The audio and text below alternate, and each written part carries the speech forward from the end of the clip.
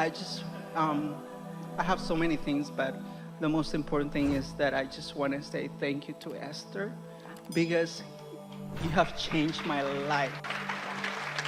You know, I have searched and searched and searched since I was very little for the whole meaning of like what God is, and I never understood it. Like, you know, we always like, okay, here's the prayer. Everybody in my family prayer. We're Hispanic, so for example, last night my grandma went to the hospital for she had a stroke, and I'm trying to make peace with something, and I hope you can help me. She had a stroke, and the priest came in, and he wanted to see if everybody wanted to pray together. And I was very like, you know, like, get away from me. And it's because I feel that I am so faithful to Abraham, like I am so faithful to Esther's voice, that I don't want to hear anything else. You know, it bothers me. Like one time Oprah was talking about you, and which I love Oprah. Oh God, you're recording.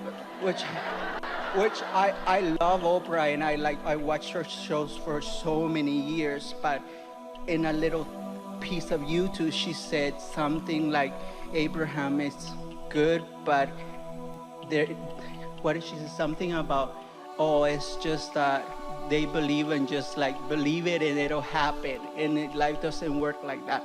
So since then, every time Oprah's on, like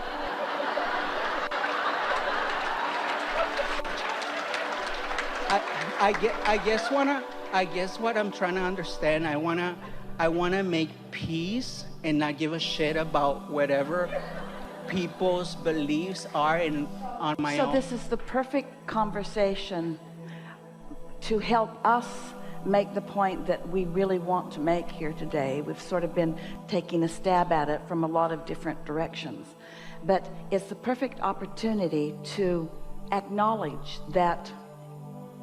So there is this religion's way of saying it, and that religion's way of saying it, and that non-religious way of saying it, and that spiritual teacher's way of saying it, and that therapist's way of saying it, and that mother's way of saying it, and that mother's way of saying it, and that mother's way of saying it. And so many people, sort of like what you were just demonstrating, feeling competition about the difference in the way that they're saying it. That's that sort of practical, physical, human approach that we were talking about earlier. But underlying all of that, there is a desire to uplift, which is this universal thing. There is this desire for the world to be a better place. There is this standing where I am and doing the best that I can do from where I stand. On the other end of all of those sticks, there is source energy. That's the palette that we were describing, all of which is of benefit. Esther was not religious in nature as she was growing up. While she was exposed to religion, she wasn't having any of it, because her father was not part of the religion that her mother was part of, and the religion her mother was part of then proclaimed him not worthy of things because he wasn't part of that religion, and she knew that couldn't be right. She knew from her own experience that this man was as good as it gets, and if those people were proclaiming him not good, then they must not know. Well, that was a really wonderful beginning for Esther to think about these subjects, because it made her allow her own resonance and her own reasoning. It encouraged her, or sort of pointed her toward letting her own guidance system, letting her know how things were going. And so as Esther's been then in an environment like this for so many years, with so many of you coming with a variety of questions, and lots of people talking about lots of things, and lots of religions being discussed too, what Esther has discovered, that there is harmony between Abraham and every religion. Esther is discovering that at the beginning of what most of those were was someone connecting with what this is. But then as time goes by, people want to put it into all of those categories instead of staying right at the basis of who you really are. What it really comes down to, this is a good way of saying it, relative to prayer. If you are offering a prayer of appreciation, so you're tuned in, tapped in, turned on, well, you are then in sync with that source energy that you are holding as your object of attention, and you are powerful in such a prayer. But if you are in a place of really needing something, if you're feeling desperation or fear, and from that place you are offering your words, then you're amplifying your problem. You're not in a place of receiving your answer. And so that's what your guidance was saying to you. Your guidance wasn't saying these people are wrong because of the religion that they hold. Your guidance wasn't saying these people are in the wrong pile. Your guidance was saying they're not under the influence of source right now. They're under the influence of fear, or they're under the influence of what they don't want. You see what we're getting at? If you can grasp this important understanding that source, or what you want to think of as source, is not looking into the variety of humanity and taking sides against anyone.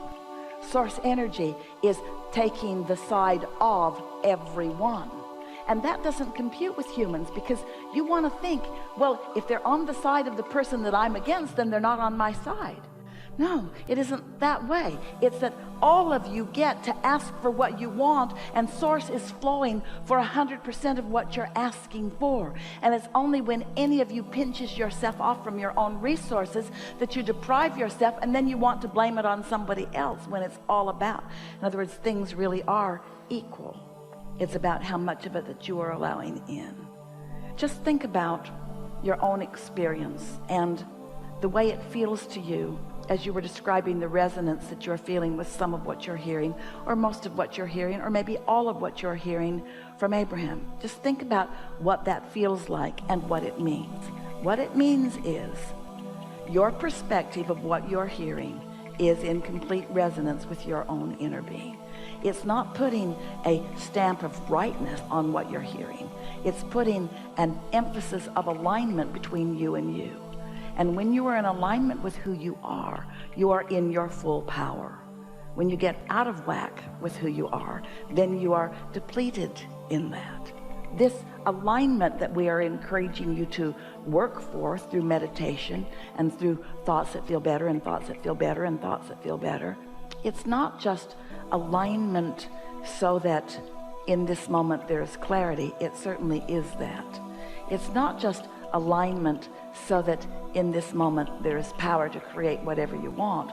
While it certainly is that, it's at its most replenishment. It's you filling up your tank so that the thoughts that you flow toward others are never diminished. If you are praying for someone who you feel is in need, and you put your attention upon the need that they have, then you are not in the tuned in, tapped in, turned on category, and you are not replenishing. So while your prayers are flowing outward, and therefore are of benefit, because your well wishes are always of benefit, they're not backed up with this awesome power of non-resisted thought that we've been talking about all day here today. And if you do enough of that, if you pray out of need for enough people, you will become so deplenished, you will become so without energy, that then you will come to not believe in your faith while your faith was real. Does that make sense to you? You have to find a way to keep yourself in that restoring mode. That we're not asking you to tune in so that you can be the avenue through which the wishes of the world can be granted. That's not the point of this at all. We're asking you to tune in because nothing else is normal for you. We're asking you to tune into clarity because confusion is not who you are. It sucks, and you should not endure it even for a moment. I can feel it because I listen to you constantly, like you have no idea. Like I'm in the bathroom, I'm listening to you, like I'm driving. Driving's my favorite thing to do. So I listen to you like constantly. So I get it. It's just frustrating to hear other people, because I feel so faithful, and I don't want to be one of those freaky people that follow me and my religion. All right, we're just going to say it to you. You're not faithful to us when you are upset with them, because we're not upset with them. Yes, thank you. Thank you.